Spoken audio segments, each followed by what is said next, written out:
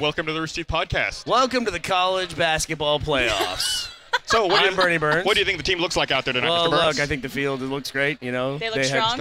Both teams are coming into this off big wins. You know, neither one of them was expected to beat the #1 seed. They both did somehow. So today should be an exciting matchup. Both, you say? Listen, go fuck yourself with that. I've been saying both since I was like 8 years old. So I ran away for a minute. Let's do quick intros, I guess. Do you know that joke in Red vs. Blue actually came from my buddy Jason Sagawa, who would make fun of me for saying both? I'm surprised it's not from me making fun of you for saying both. I don't listen to you. So this is Gus. Gavin. Barbara. And Gus. This is Burnie. Fucking disgusting story I want to talk about. Did you read about the British Airways flight today? No. There was a British Airways flight that took off from Heathrow, bound for Dubai. That's disgusting. They get out, they take off. About 30 minutes into the flight, they had to turn the plane. It was a 747. They had to turn the 747 around to go back to land in Heathrow. Can we guess why? Why do you name how big the plane was? I mean, it's important to the story. Oh, Can we guess why? Guess why? I'm going to guess that someone had explosive diarrhea. Oh, my Lord. That's my guess. I'm going to guess that somebody in first class, this is my favorite airline rage story of all time, somebody recreated that guy who got so drunk that he dumped over the drink cart and then took a poop on it. Was that Gerard Depardieu? No, he peed on a plane. No, don't go naming names. I can try to look it up if I can get an internet connection here. So you were really close, Barbara. Someone took a shit so nasty on the plane that it stank up the entire plane.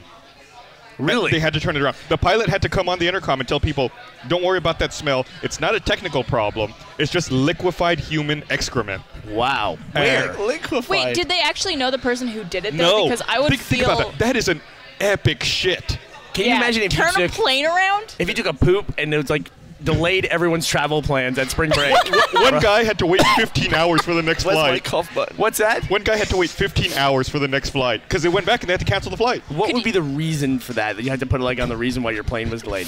Somebody had to poop. Somebody took a nasty shit. Also, that's really early in the flight. Like, they're still climbing. This dude's like, I gotta go. So somebody asked the question here, which is most obvious in my mind. Did he poop in the bathroom or did he just poop in his seat? I believe it was in the bathroom. Could they not just pour water down there and flush it? Like, what was it doing? Did it go down? I don't know. That's all I know is that someone took a shit so nasty. He turned the plane around with his ass. That is amazing. It was so bad that a member of parliament had to make a public statement on television about it. Can you imagine taking a shit so powerful?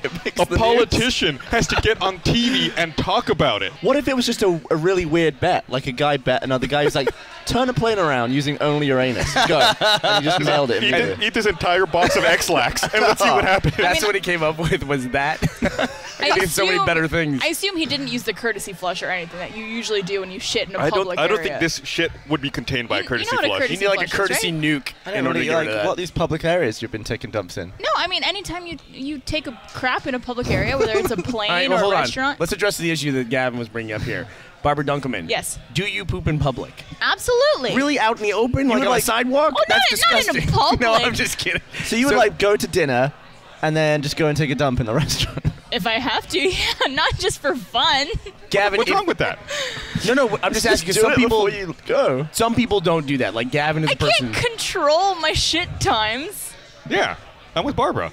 Yeah, if you gotta go, you gotta go. But you're acting like you've never heard of this before, like that people don't go to the bathroom out in public. Right, but those people are psychotic. Right. So, I mean, there's no reason to encourage that kind of behavior. No, I think people establish that in school. Like, they don't poop at school. And then they carry that through the rest of their life. Like, they don't poop at work. You just know you're going to be away from pooing for a long time, and you do one before you go. The first one was my stupid. I feel like this is the stupidest I've ever been on the podcast. Can an airplane take off on a slippery runway? AKA, could an airplane take off if it was on a treadmill and not actually moving forward? And what did you say at the time? At the time, I said no. It would be impossible. He said that an airplane couldn't take off without wheels. Right. Because it needs the wheels spinning to take off. Yeah, that's exactly what you said. Right. But really, right, it's just the thrust from the jets. It could slide along ice and take off, right? So if it wanted to. Could a jet take off on a treadmill? So if you've got an airplane on a treadmill, and this means that the airplane is being pushed backwards, but it is rolling itself forward and is staying in the same place. Basically, it's equivalent, I'm not a physicist, by the way, but it's equivalent to just having the wheels moving and none of the air around the aeroplane moving. having a massive aeroplane and just some tiny wheels moving isn't going to lift a massive aeroplane So onto I the air. have a question. Do you? What's your question? We should preface something very important that Sally just said. You're not a physicist. No, I am A lot of these not. are physics questions. I haven't even done a full physics GCSE. I did dual science at school. So you do more like biology kind very, of stuff. very much biology, but I can give you a good stat. But you're still probably way smarter than all four of us. If it makes you feel any better, we're also really horrible at sex. So you can answer some of those questions for us. So does that count to any speed? Like, say the treadmill was 20,000 miles an hour, and somehow the plane was also going. All that's happening, just the lack of air. If you change your perspective on it, if you look at the plane as stationary, there are no forces acting on it other than the wheels spinning around. Because the air isn't moving around it. What about gravity? If the air doesn't move over the wing, there's no change in pressure. This is the thing. The way that an airplane lifts is that you have air flowing underneath the wings, and the shape means that you get thrust. So if there was a massive fan and the plane was still, could it then take off without going anywhere? If you had an absolutely massive fan that was angled in the right way, then I suppose probably yes. Yes. So you'd but then you've effectively just blown an object into the air. Right. It doesn't really. It's like if I send a massive blast wave at an object, will it move? Yes. So you'd have to have like a 200-mile-an-hour blast of wind out of this fan. Chances are it might move. Yes. We had a conversation. Gavin here, who's our medical expert, said if you were feeling sick, or like let's say you're feeling nauseous, that you could tell yourself in your mind, just stop. Just don't. Yeah. Just don't. Yeah. Is that possible? Yes. It is. Is it really? Are you kidding? So, well, this is the thing. So I was thinking about this. I'm no medic. I'm just going to put a disclaimer. I don't actually know the answer to any of these questions, but I can give it a good go. So there are people that can self-hypnotize. And these people can self-hypnotize to the extent that they can have surgery. So there are YouTube videos, I think, of people having their wisdom teeth pulled out, of having open chest surgery. I watched a video just under hypnosis. of a woman. She had to keep like a little ball of spit on her tongue, and she just had to concentrate on that. And they were like cutting the back of her leg open, like moving veins around and stuff. And she was just like completely conscious, and her leg was open, and they were just hacking into it. Not like, but just Oh my God. Yeah. So, corollary, or a secondary follow-up question to this. If you're dying of starvation, let's say you're in a desert. Yeah. You're in the middle of Sahara get Desert. so specific. You're dying of starvation. Yeah, the Atacama Desert won't do. It has to be the Sahara. 10 feet in front of you, you see a sandwich. Can you live long enough knowing that there's a sandwich just barely? If you live just a little longer, you could grab the sandwich. This originated from like whenever someone starves to death in the desert, they end up somewhere. Like the guy died here. But my thinking was, if he was here and saw a sandwich here, would he have kept on living just further enough to get the sandwich, or would he have still died there? So, yes and no. So there are things where it's amazing what the brain can do, and they do say that if you kind of give people incentives to live, then you can kind of push that a little bit further. And there are things where if you play music to people, for example, that really changes things. So when people are in comas and they think, oh no, all is lost, and then they play the music and then suddenly you see brainwaves. And if you have people that had degenerate diseases, so maybe Alzheimer's, for example, if you treat them as if they don't have it, then to some extent the brain kind of compensates and they show fewer symptoms. Really? It's things like brain training. This is starting to scare me. I'm starting to think I have something and you guys are just acting like I don't. So the brain is incredible. Whether it can go to the extent of starvation, I don't know. But, I mean, the brain can do some really crazy things. Because you think of the placebo effect. Like, the placebo effect is that people think that homeopathy is amazing because it does have an effect. It's just the effect is no better than a placebo. But the placebo is still your brain changing how you feel.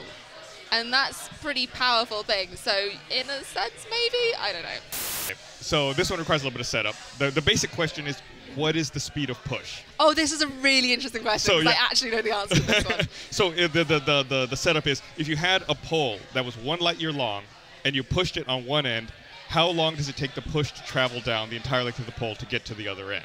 Do you know why this is such an interesting question? Because I don't know the answer. Because nobody has a 1 light year long pole. Not even a barnacle. You don't know. You don't know me. Weak. Well, the thought is that nothing can travel faster than the speed of light. Okay, and that includes information, and it's really important that you know the universe has this speed limit on it, which is the speed of light.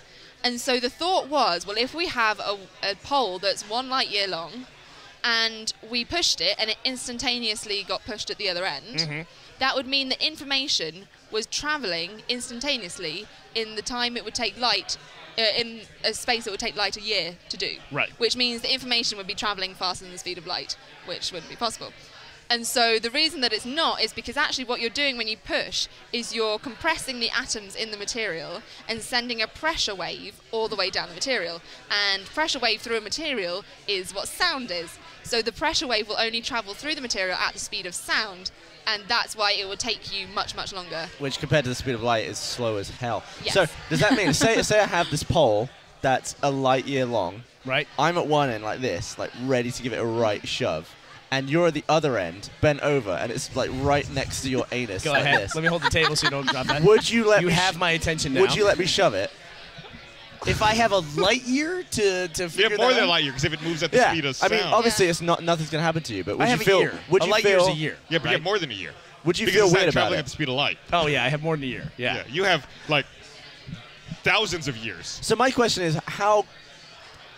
Is there anywhere on Earth where you could replicate that lag? Like, could you ever observe the lag on Earth? Like, if you had a pole that was like 1,000 miles long, would Well, it seems to me that if I measured a pole, right, and then I pushed it and took a picture of it, the pole would be shorter in the photo. No, look, because it's compressed. It's compressed. It's yeah. I guess it's compressed on an atomic level, but it seems like that measurably, if that's true at a light year, then that's true. It's a constant, so it's true at this level as well. I think here's how this theory falls apart. If you had a 1,000-mile long pole, you just couldn't push it, could you? It would just take so much effort It'd to be push too it. Not on heavy. Earth. Not on Earth. You right? get a machine to push it. It wouldn't be a person. Yeah, just get, like, some science thing. You'd have to go to some science thing. Thanks, guys. You'd have to go to space because you couldn't. I mean, 1,000 miles would curve. Well, I with the mean, Earth. even in space, you would shove it, and you would end up like going that way, wouldn't you? Because it's going to be Put way thrust- heavier than you. But no, thrusters you just on like it. put your back up against the moon. You push like that. That's some how leverage. That's how you do it in space, dude.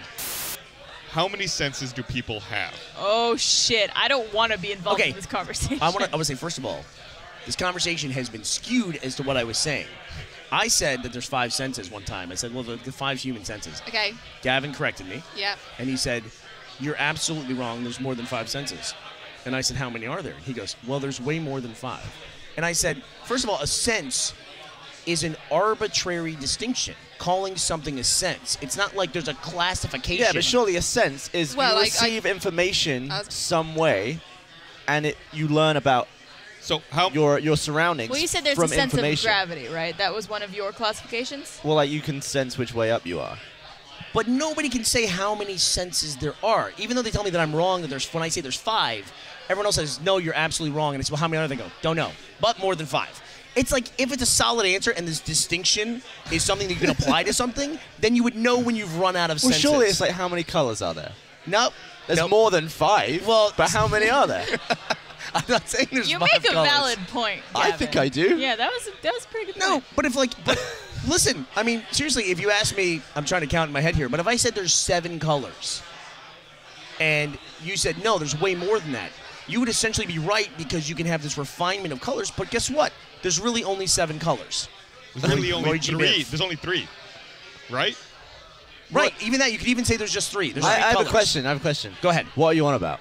So, but do you Like understand what I'm what- We're saying there? giving context. That's like you can have everything It's the, filters it's the down, refinement that's arbitrary to me. I'm sorry, I'm taking away from your time. All right. So I'm just, Yeah. I always get upset when this comes up. Right. So It's been a very all heated of this debate. aside, how many senses are there? So this is the point where I was told that I would be having to combat your bad science. I'm going to hold my mute button. But the answer is more than 5. You guys didn't hear that, but Burnie said that's such bullshit. He muted his microphone. mute your thing? He muted it. So, I didn't want to offend our guest. so for example, God, it takes more than that to offend me.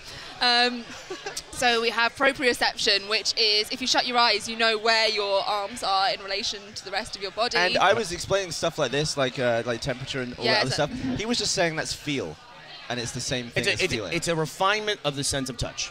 Yeah, that was it. No, Okay. So let me ask you this question. How many senses are there? more than 5. All right. There Yeah, we go. Don't worry, Bernie. I'm with you. You and me.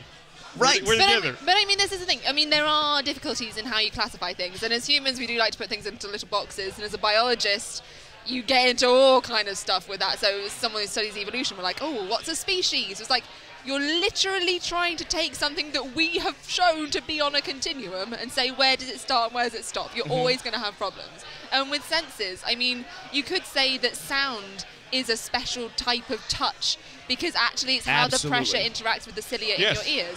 And so in that sense, it's very difficult to make the distinction between, well, what is this type of sense and what is this type of sense? But by most people's definition of interpreting the world and taking in stimuli, we have more than 5. Fair enough. Well, what you're saying, I totally agree with.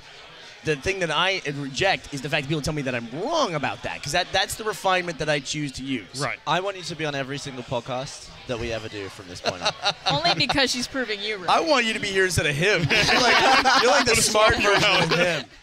Bye, everybody. Bye. Thanks for watching. I love you. No, you don't. I like you a lot.